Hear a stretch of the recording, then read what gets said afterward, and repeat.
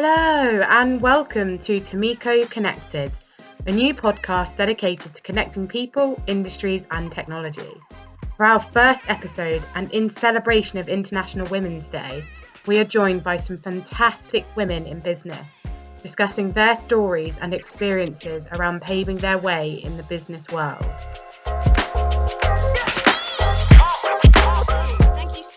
For coming onto our podcast today to talk about women in business.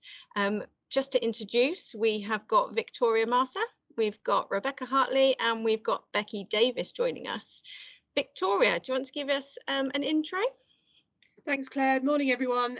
My name is Victoria Marsa. I'm the M&A Director here at Timico.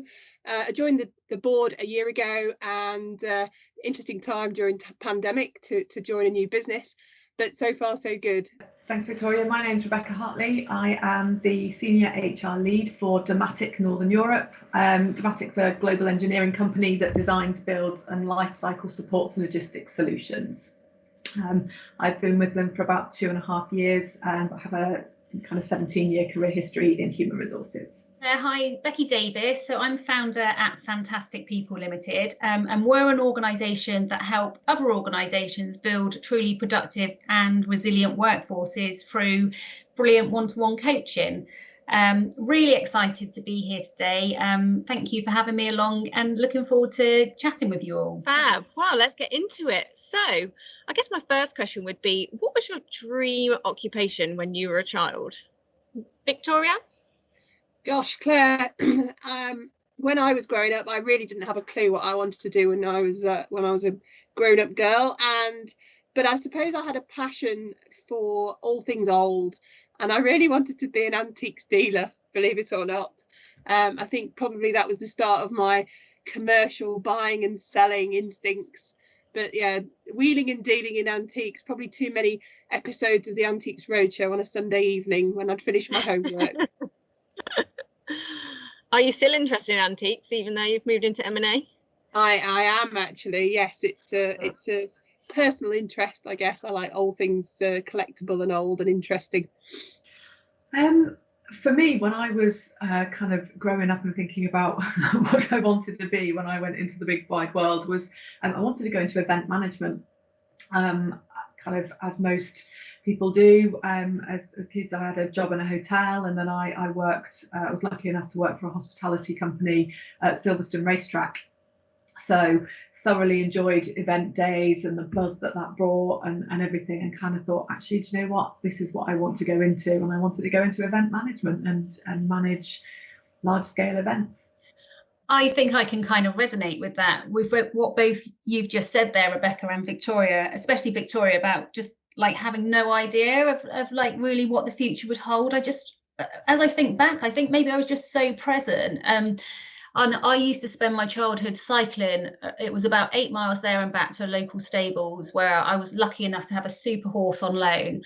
So I was kind of growing up thinking that I was going to be a show jumper, but clearly that was never going to be. As my dad said, horses only ever cost you money, they're never going to make you money. So the show jumping idea never came off. So I guess a big question for us is, how did you get into your careers that you're in today? Did you fall into them by chance, or did you know what you wanted to do? I think for me, where I am today wasn't where I expected. As I kind of said, I wanted to go into event management. So my career kind of started out as resourcing. When I was working in a hospitality company, I ended up going into the office and working in resourcing and getting temps in and making sure they're going to the right places and doing the right things.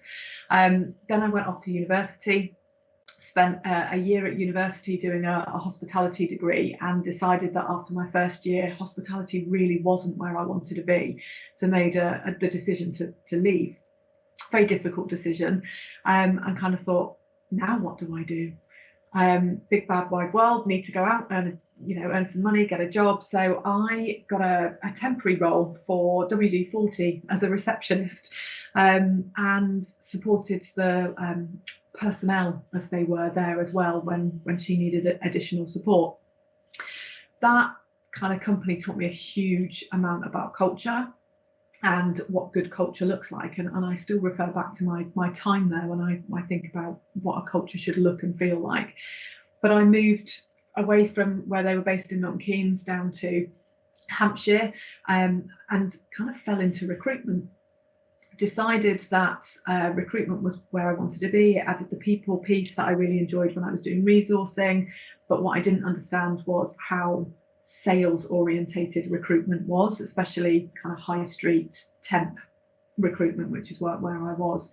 And I really didn't enjoy the sales element of it. I didn't enjoy that kind of targeted approach to things. I really enjoyed the people piece. I enjoyed meeting the candidates. I enjoyed the matching, but what I didn't enjoy was the cold calling element to it. So kind of moved away from there, kind of into payroll, and then kind of back into the kind of HR operations.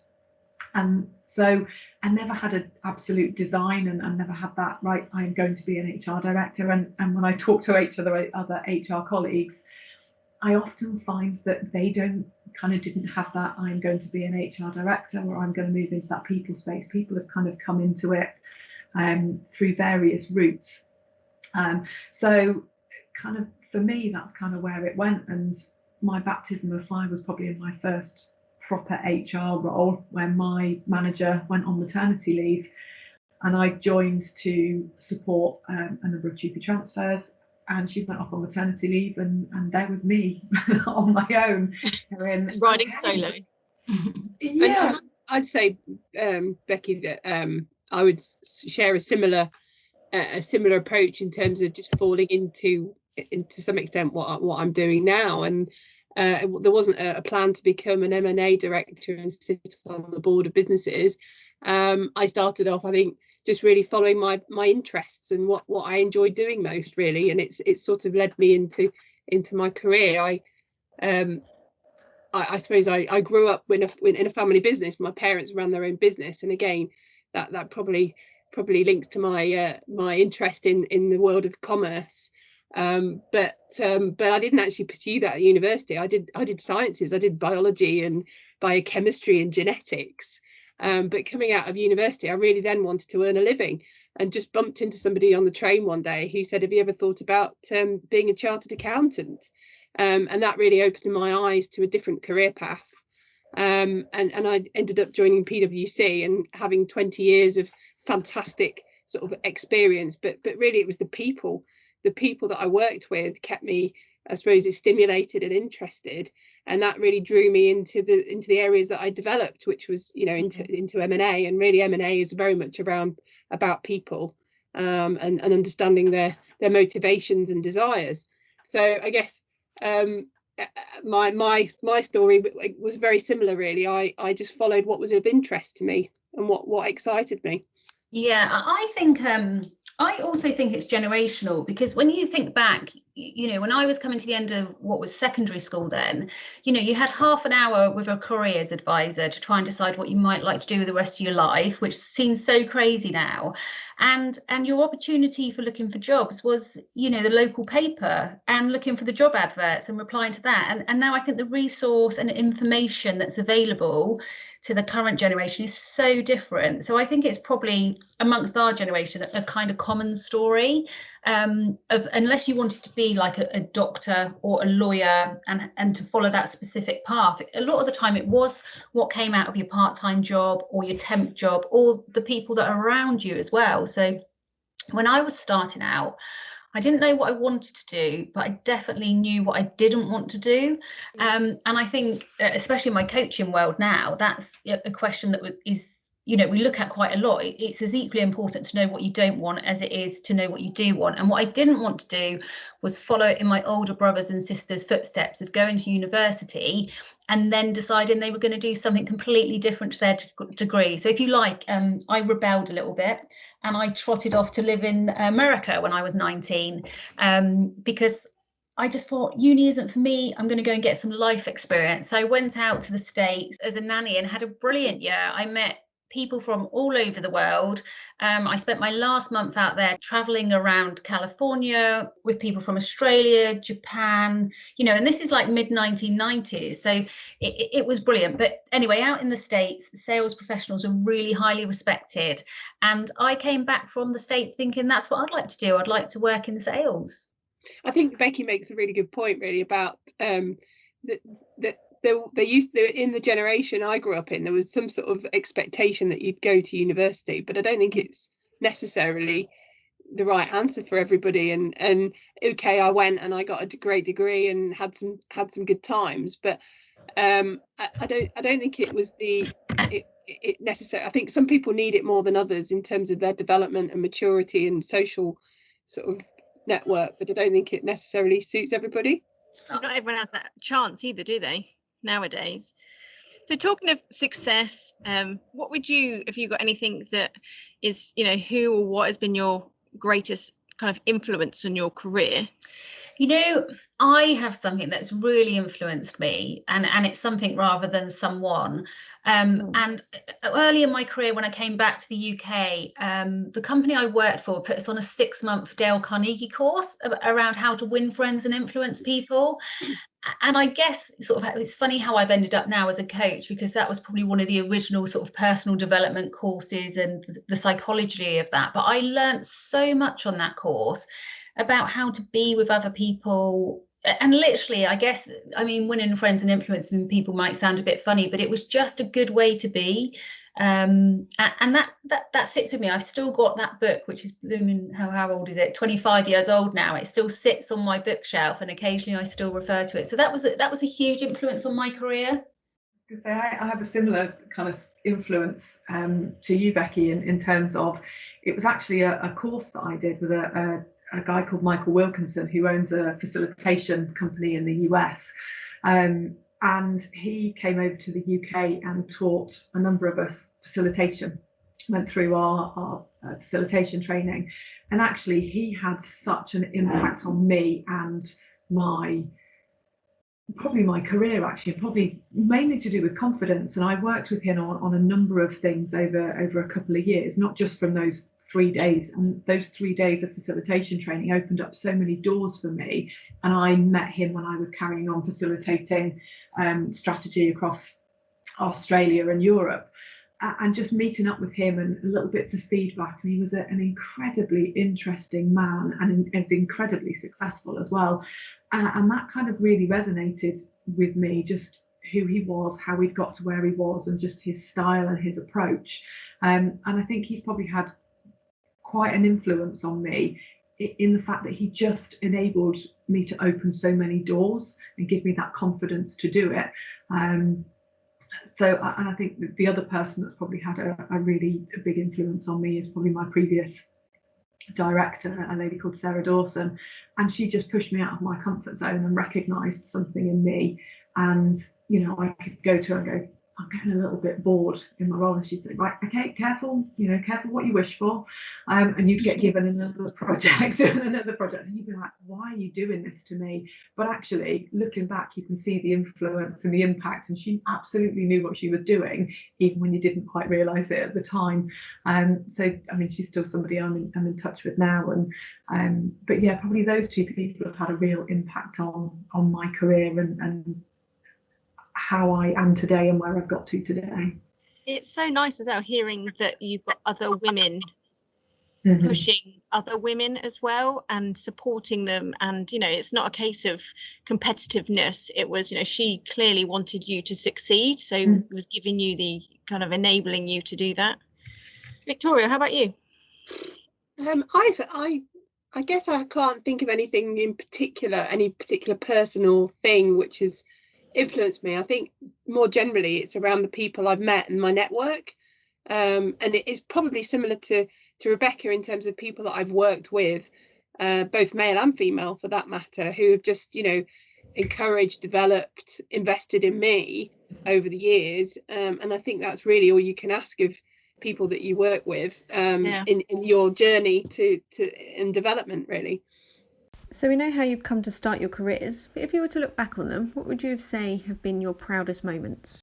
Well, I guess from my perspective, being here at Timico, I think my most recent, my most proud achievement really is the acquisition of the Arcus business, which I led, completed in December, really from start to finish. So it was a great achievement in a new role and a new business in a new sector that I've joined to have achieved that. That was that's been fantastic for me, and that probably it punctuates a sort of part of my career whereby a number of deals that I've done over the years, there are a couple that really stand out as being sort of turning points or key milestones in my career, probably of little consequence to the outside world, but personally have meant a lot to me. Yeah, I like that as well.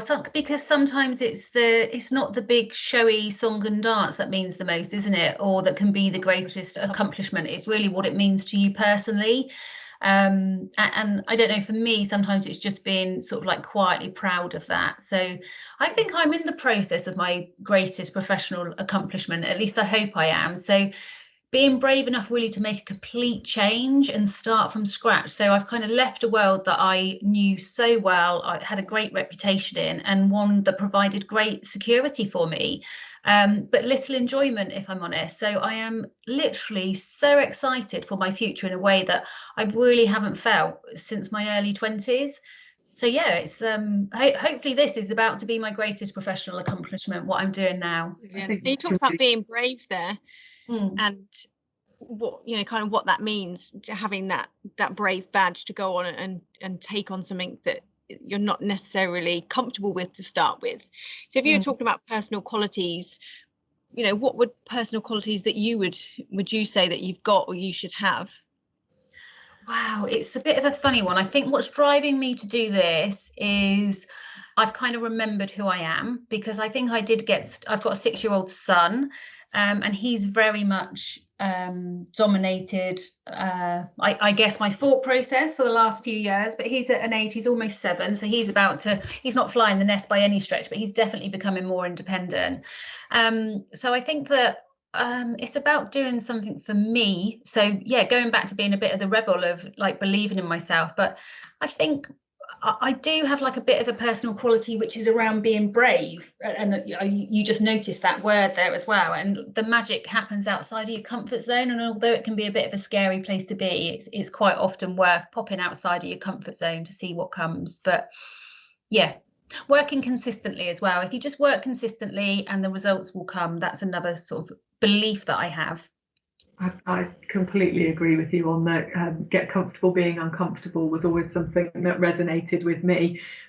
We used to say that to a lot of our managers. If you're comfortable, then you're not necessarily pushing yourself, or you're not. If you want to take the next step, then you need to be uncomfortable, because it means that you're learning, it means that you're stretching yourself, it means that you're developing. It doesn't mean to say that you can't be comfortable, because if that's your aspiration and that's where you want to be, that's absolutely fine. But that wasn't me. I wanted to be something else and something else. I kind of get easily bored. So that being uncomfortable and pushing myself outside of my comfort zone, and I think that you talked about being brave. Sometimes you have to take a leap of faith, or somebody needs to show faith in you to be able to do that. And I kind of, one of the things that always sits in the back of my head, and I have to tell myself sometimes, is what's the worst thing that could happen? They can say no.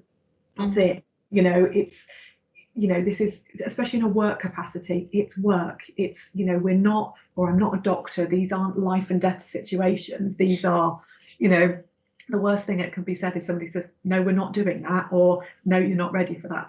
That's it. And you can work to getting somebody there, proving them wrong, or whatever it might be. But, I'm not in that kind of situation where I'm making that life or death situation. Totally.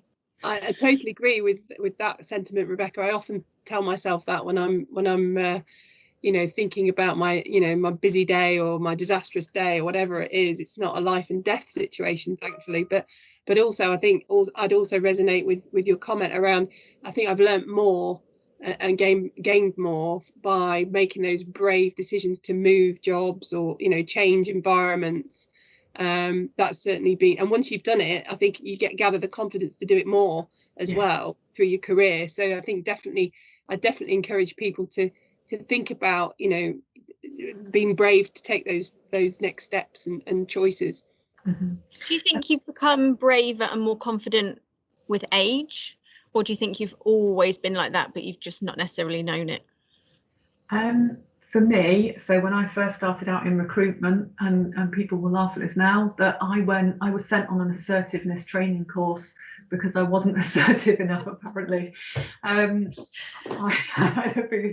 talk to people now, they're like, sorry? I was like, yeah, sure. Me. So I think it comes with, I think there is an element to coming with kind of age is probably the wrong thing. I think it is experience more than anything. You know, you can have the same level as wisdom as somebody who has 20 years in an organisation if you've been through something. So for me, it's about that experience and that taking those risks and those chances, and you learn something from it.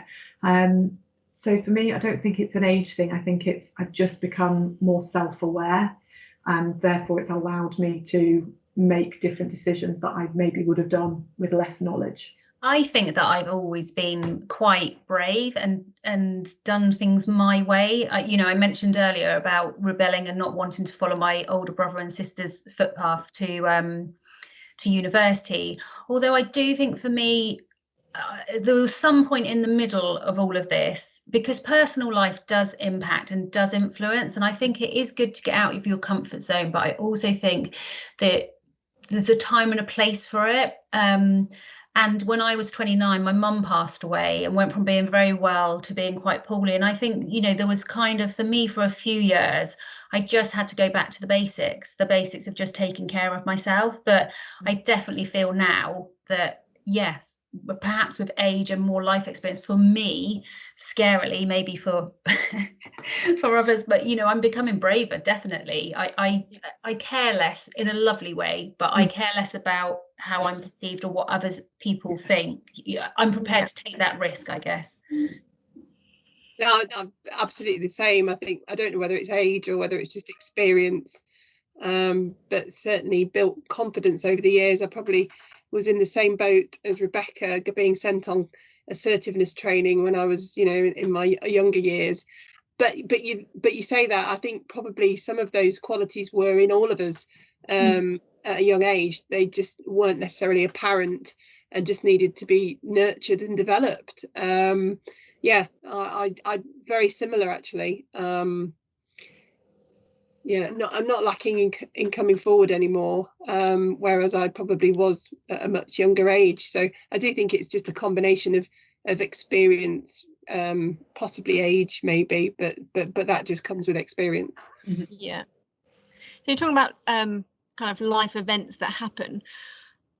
How do you, for those that have children, how are you finding juggling that kind of parenthood work-life balance?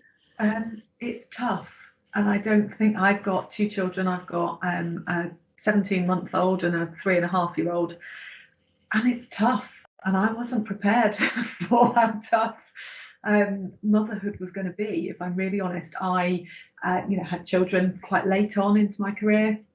I very much was quite career driven. My job was everything, and children came along, and I love them dearly, and they are hard work, and that balance between I feel you. work and career is one that you kind of have to. I don't think there's ever a balance. I don't think you ever balance it. It becomes blended. And how do you blend motherhood and having a career? Because you can have both, and I know there's lots of schools of thoughts about, can you have both, and do we need to be everything to everyone? And you don't. What you need to understand is what are your priorities, what are your non-negotiables, what are the things that you are not prepared to miss out on or compromise on, to have what you want. And if you don't want to compromise, that's absolutely okay. And if you want to be a fully fledged career person and fly all around the world, that's absolutely fine. There's nobody should be able to tell you what motherhood should look like for you, and I think that's really important. That's one of the things that I probably learned, is that I can be a good mum and work, and I'm probably a better mum for working, but that's my personal situation, and that somebody else stood next to me will have a completely different view, and that's okay. I think we just need to support each other. Absolutely, and it's a topic I'm really passionate about, and one, because there was a definite theme with my coaching clients last year around working mothers, and the juggle of just normally the juggle of working and being a mother, but also the impact that COVID had on that as well.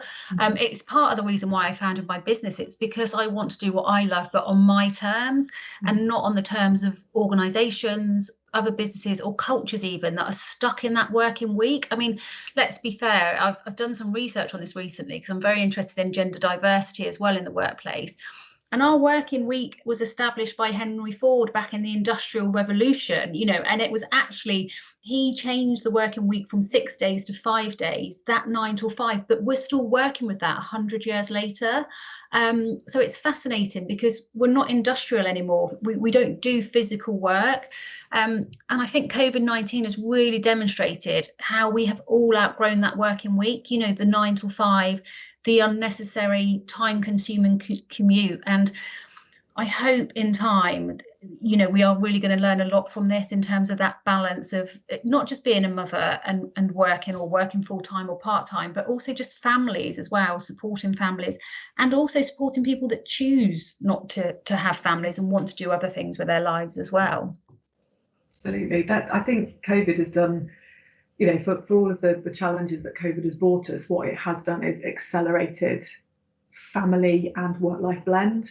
And for me, it's only had a positive impact on people understanding that you can juggle the two and work differently. And to your point, this 9 till 5 culture and presenteeism, and you have to be in the workplace. You don't need to do that to be productive. And I think this pandemic has really accelerated that into the spotlight.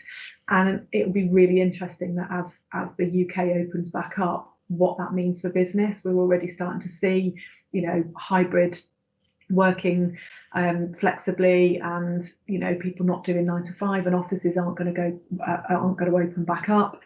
And businesses are adapting and understanding that. And it's not unusual to be on a call and see kids and animals and all sorts of things going on in the background, and it's just people are oblivious to it. It's just life that's happening, and you carry on your day. Whereas once upon a time, people would be like, "Oh, I'm really sorry," and ushering children out the door, and it's just, you're not seeing that anymore. No.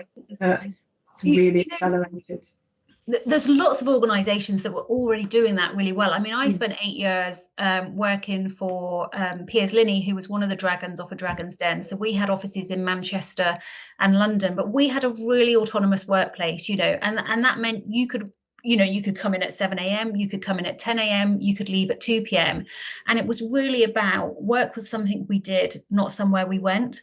So we didn't have to have our faces seen. There wasn't more opportunities for the people that were in the office. We were all treated as equal, and we literally worked from anywhere. We had the technology to support us, which was really important, which kept us connected with our colleagues. But it meant back in those days, I was doing the nursery run, but I did absolutely have that flexibility. But my experience is people worked harder because they had the autonomy to come and go as they pleased, but they still got the work done.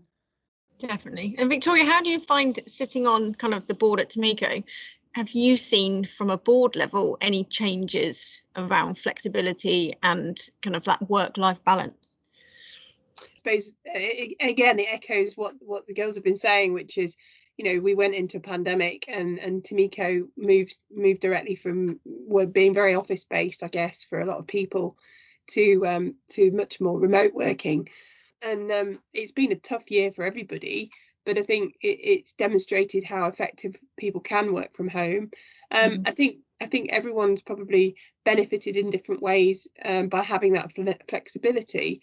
I think as a board, we've done both. We've mixed and matched, really, in terms of trying to be in the office and can be more productive on occasions to be, face to face, and having some really good discussions and debate. Whereas we've also worked completely remotely and had board meetings entirely remotely, which I think has been okay, but can be a challenge sometimes to maintain the energy and momentum for what can be relatively long meetings. Yeah. Technology's played a massive a massive Yeah. part. But I do think, you know, as a workforce, certainly, you know, we're still servicing customers and you know, doing a great job. So I think the flexibility, it is working. I think, you know, as we move forward, we're going to be developing better ways of working, probably on in a hybrid fashion, so that everyone, you know, we get the best out of everyone, I guess. Yeah, and I think that hybrid fashion is definitely the way forward. I think at the moment I think it's still a bit early, as I think many of us are still getting over the shell shock of many months of being at home. Some of us have been homeschooling, and actually the isolation. So in a way, I think some of us are so desperate to get back around other people because we just want that human connection. But at the same time, give it time, and that hybrid of some days at home, some days in the office, some days in a coffee shop. We're seeing the rise now of the, you know, what used to be kind of the Regis office space, but there's really lovely boutique office spaces popping up where you can just go and have a desk for the day, or a meeting room for a day, and maybe that's the way forward. I definitely see that market growing. So coming back to kind of technology and the women in business, do you think that you're seeing more females in the workplace around technology? Kind of, we've all worked in technological kind of area. I don't know about entering the workplace, but I sat on a focus group recently, which was actually around an increase in women leaving the sort of STEM sector. So even with all the good work that's being done to encourage women into that sector, and I think it's been reported in the national press recently that they are still seeing, women leaving, and actually sort of parent age, sort of late 30s, early 40s. I think, you know, women in STEM in particular has always been a challenge. I think it has to start at the ground roots. It has to start at grassroots. It has to start at kind of primary school and school age, and kind of taken away those gender stereotypes. And we've moved forward huge amounts than where it was, but it's still not enough. And, you know, we still start to see some of those traditional roles, and, you know, this is what you should be going into versus, you know, it's less, you know, you're a homemaker and you get to go out to work and do business. And I think it's starting to equalise, but there's still more to do, and we still need to call out role models. And, you know, it annoys me when you see headlines that, like, this is the first, you know, female CEO of this business, and it shouldn't matter that they're female. It just shouldn't matter, and it does. And I understand why they do it, because we need to put spotlight, and we need to show, you know, the next generation what they can achieve and what they can be done. But it annoys me that we have to call it out in the first place. So things like that, but I'm staying with you on that one. I mean, I've worked in telco and tech, or I did work in telco and tech for 22 years. And I remember back in the day, we would hold channel partner conferences of like 300 people would be attending, and I would literally be the only female in the room. But I never felt a need to highlight it. In actual fact, the opposite. I kind of saw it as a, you know, an opportunity to stand out, for people to want to talk to me. And I really believe it comes down to the individuals as well, which is around, I agree, grassroots levels, go into the primaries, go into the secondaries, just make this normal. It's just, you know, there's opportunities, male, female, it doesn't matter. I was smiling to myself on that comment, because I have a similar experience, being one of the only females, or very few females, in a room full of guys. But I never thought of it that way either. I just thought of it as being, I shouldn't say this, maybe I felt I enjoyed feeling different and being different to the crowd, and maybe that's part of the reason I continued to do what I was doing. And but it didn't worry me, it didn't stop me. No, and I didn't feel special because of it. You know, I didn't think, oh, look, I'm the only woman here. It was just like that is part of my ethos. Just treat everybody as equals, you know, irrespective of salary, job title, gender, race. You know, it doesn't matter. Just treat everybody as equals. Thank you so much, ladies, for joining us on the podcast. I guess I've got one last question to ask you. If you were to write a book on your career, what would the title be and why? Victoria? Oh gosh, it's a tricky question. I don't think my career would be worth writing a book about. But anyway, I guess I suppose two mantras, I guess, I follow or have learned to follow, and that is trust your gut, which is probably could be the title of my career, or maybe the harder you practice, the luckier you get. I think that probably just reflects the amount of hard work I put in, certainly during my career, and how that's created opportunities for me. So maybe one of those titles would probably be relevant. I think for me, I'm a bit like Victoria. I'm not entirely sure that my career is book worthy. I'm sure some of the stories that come out of my career are probably book worthy. Probably something like the accidental career, in the fact that I didn't have a 10-year plan. I didn't have an aim that this is what I was going to be, and I thoroughly admire people who have that. I really do. Mine's just been, okay, I need something else next, and this is where I've got to. I've worked hard for it, but it's been through hard work, but it was an accident that I kind of fell into HR, so probably. And how about you, Becky? What Victoria said. Yeah, I love that one, like trust your gut. Actually, that is something that I depend on quite a lot. I think because I do see my career has been quite varied, and I've had lots of challenges along the way, but when I look and kind of reflect back now, it's actually those challenges that have got me to where I am today. Thank you. So I guess to summarise kind of what we've been talking about today, I think the main takeaways, I guess, would, you've all talked about being brave and taking on new challenges and pushing yourself, and, that gut feeling and having faith in what you want to achieve. And I think most of all, have fun doing it. We don't want this to be, labour intensive. You want to have fun in everything that you do. And I guess doing that is about finding your passion, whether that's people or you've had a particular profession that you love. If you have passion, you're highly likely to succeed in what you do, no matter what your goals are. And that everyone is equal, regardless of generation or experience, role, salary, gender. Everyone is equally important in business. And I just want to personally say thank you so much for your time today. It's been really, really interesting hearing your stories. Thank you, Claire. Thanks for inviting me along, and lovely to meet you all today too. Thanks, ladies. Wow, what an amazing episode that was. Some truly fantastic stories there. Thank you so much to Victoria, Rebecca and Becca for joining us on this month's episode of Timico Connected.